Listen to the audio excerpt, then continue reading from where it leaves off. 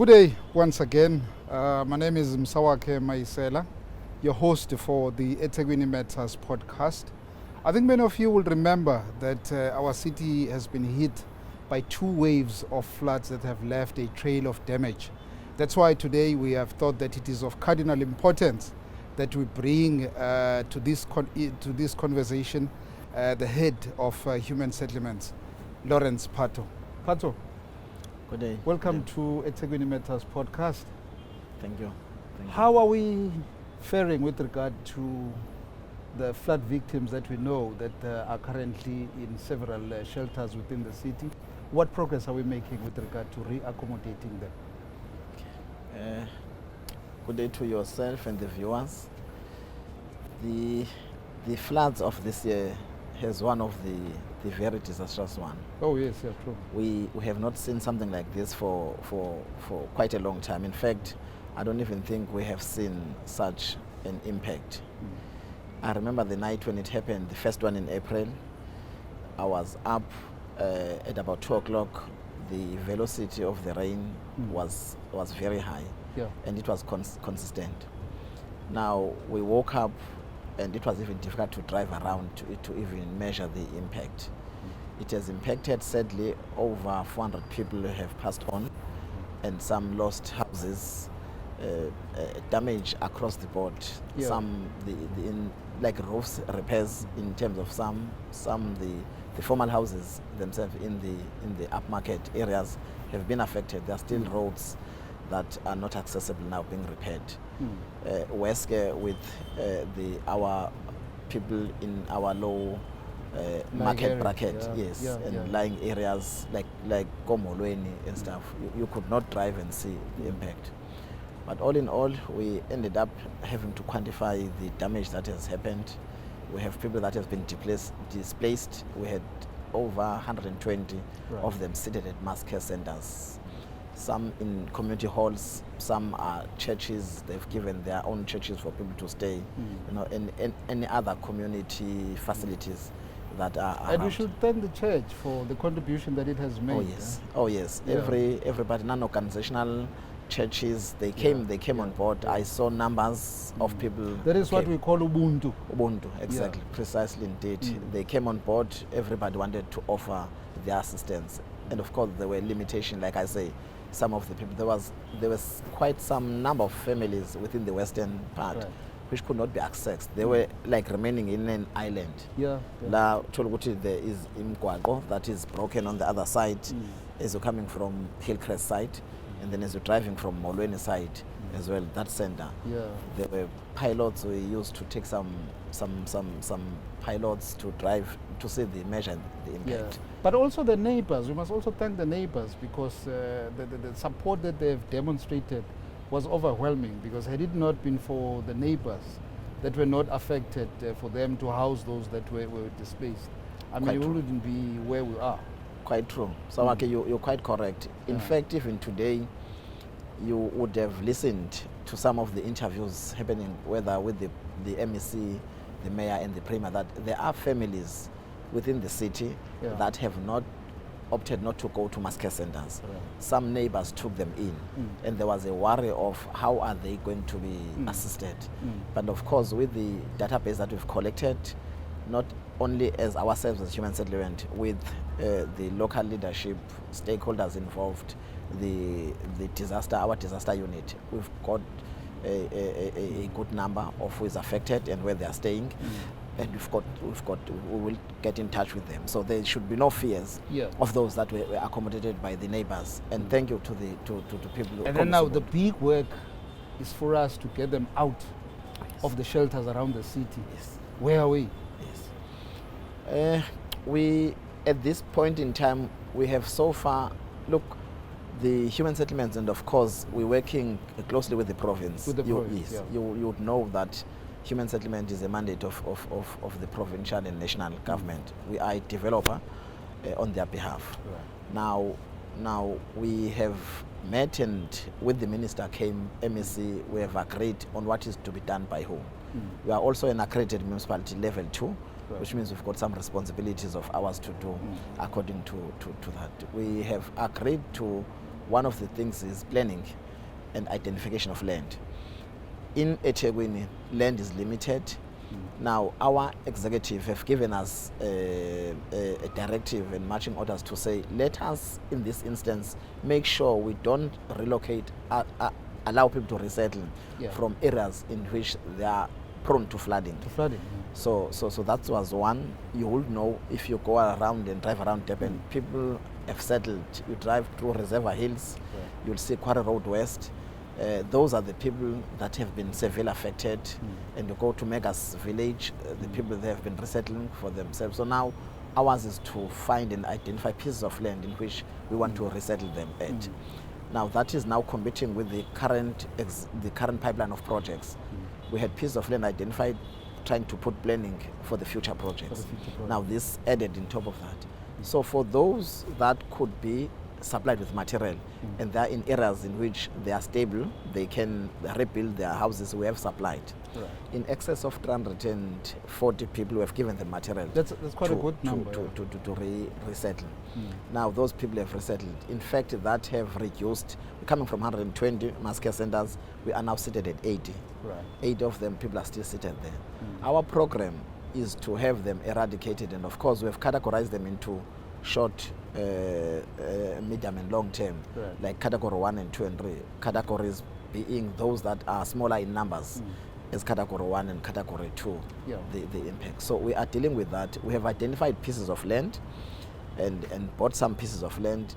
But what we are currently doing is we are liaising with other line departments, like water and sanitation, in terms of ensuring that roll out the services, make sure that the infrastructure is there. That is very important. That's it. And when we put these people, whether in a TRU, they will formally be formalized. They've got access to water, electricity, and everything.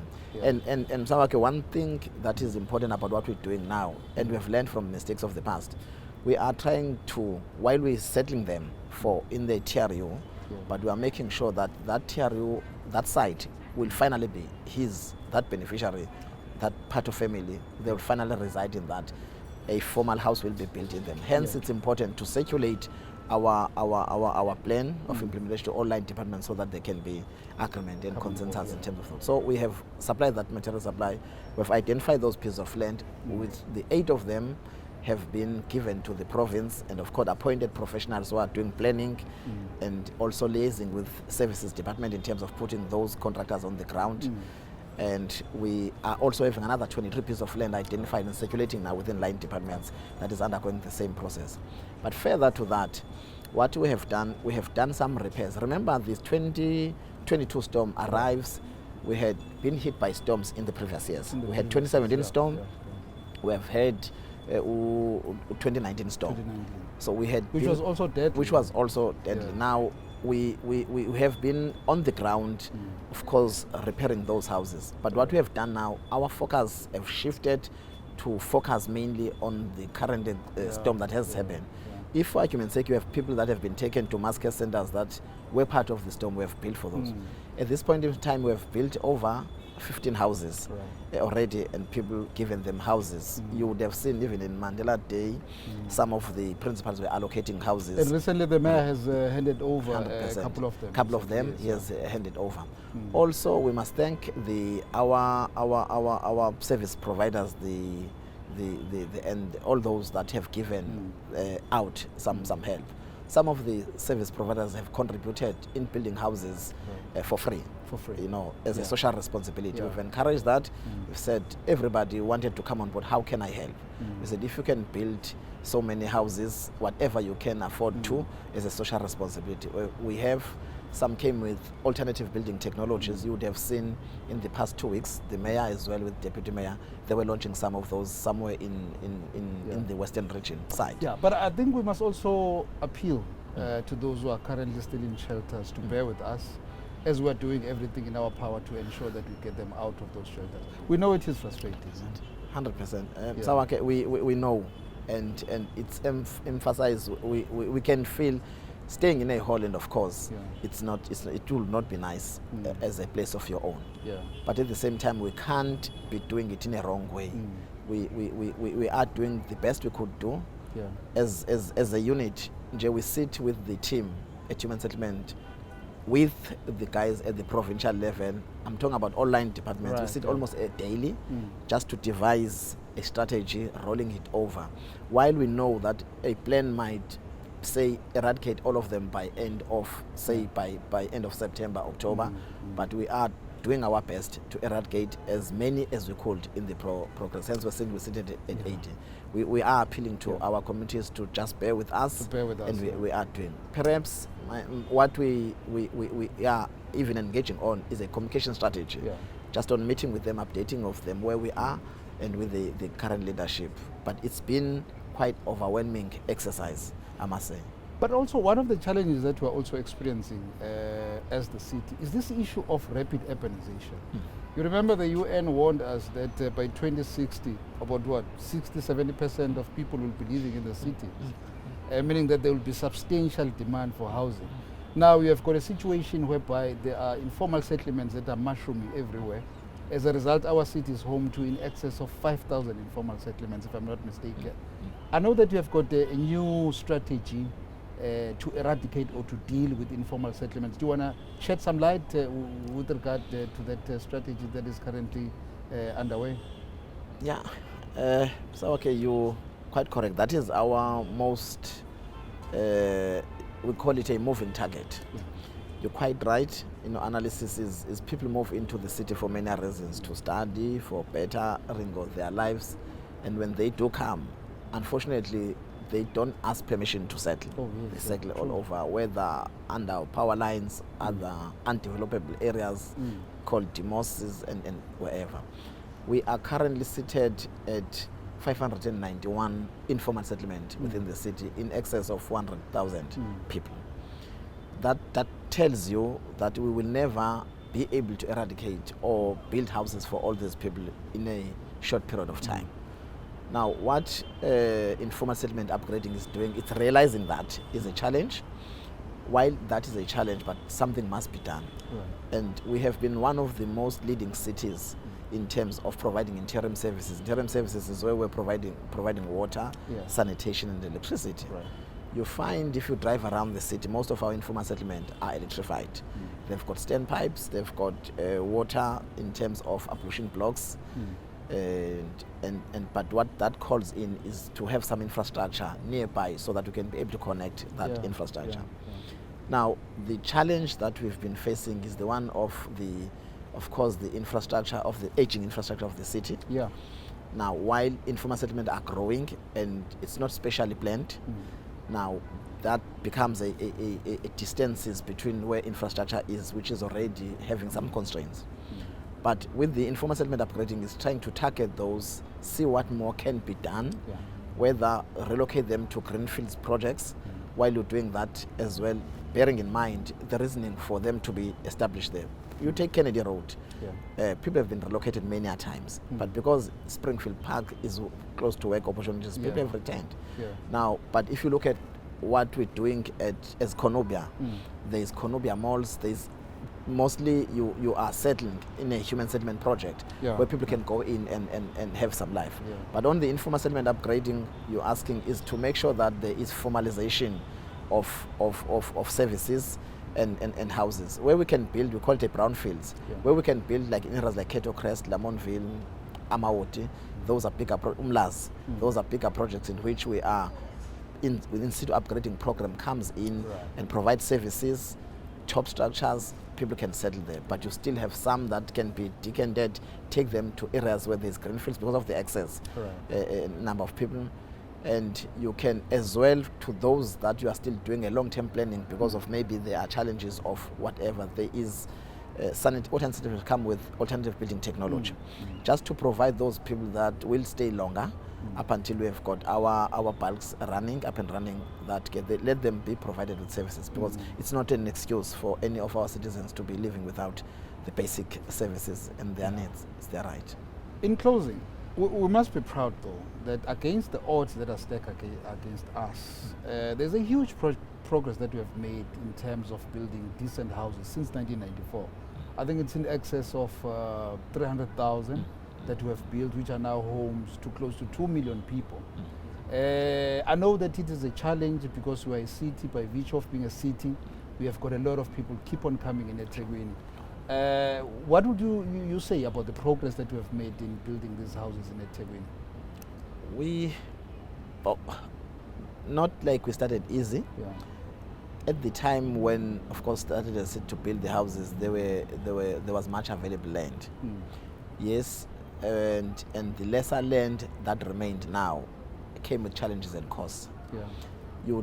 I'll give you a rationale, and of course you're right. We used to build many houses in the past. It was not as expensive as it is today. The available land is either now seated at private owners, and it's also rocky and steepy, and the topographies which cost more. Now, these are the kind of the factors that comes in now with the developing of these sites. Now, while it's taking longer to develop and costly, but people are still flocking into the city, you know, for the reasons that we all know, bettering their livelihood. Yeah. And as they come, we're doing our best in ensuring that the provision, the informal settlement upgrading is assisting in that far end. But also, there are also other programs that we have introduced, which our communities must be aware of. Right. Like the gap. Some people come to the city, gap and rental stock.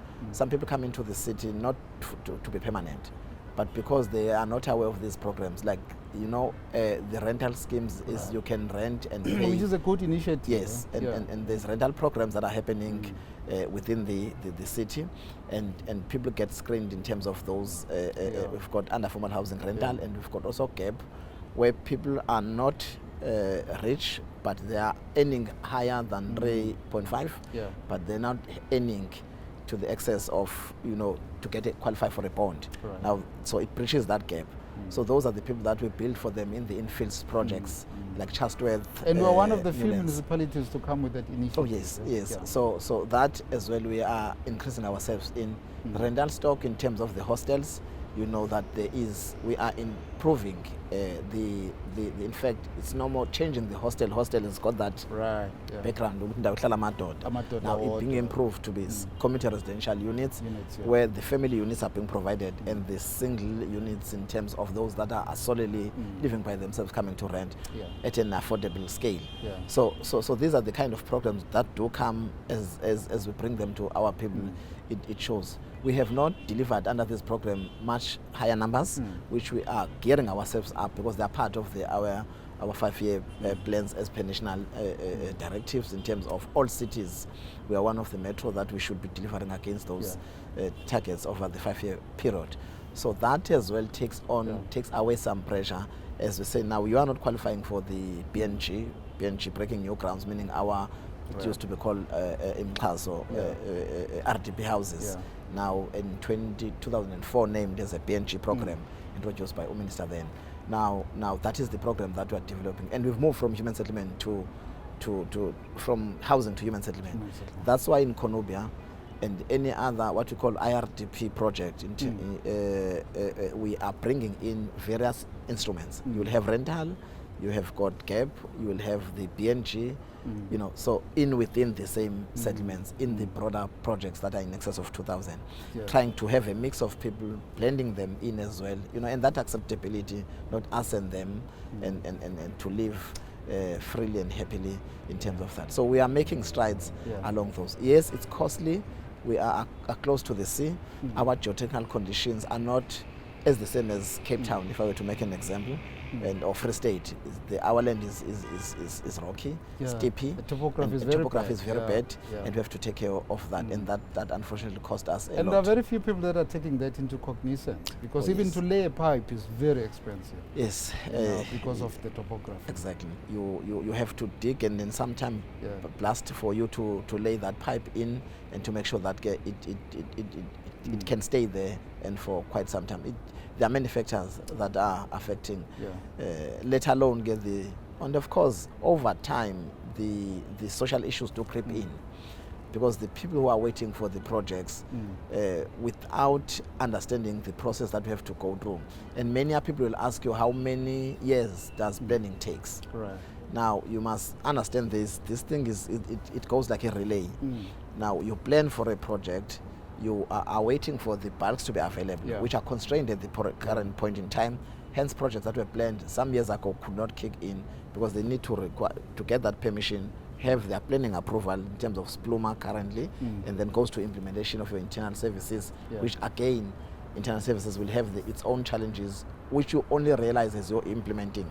And then you go to the building of the top structures. But we are progressing slowly, but we're surely trying to touch and use every program that is the instruments, we call them housing instruments, to accommodate the needs of the people. Mr. Pato, thank you so much for taking some time to talk to us, hoping that we're going to chat to you very soon. Thank you, sir. That was the head of Human Settlements, Lawrence Pato, painting a picture for us with regard to the progress that the city is making to restore the dignity of scores of our people that flock to eThekwini, but also appealing to those who live in shelters around the city following the floods that have hit us recently, to bear with us because we're doing everything in our power to ensure that their dignity is restored. Thank you so much for watching, and don't forget to click the subscribe button so that you do not miss the next episode.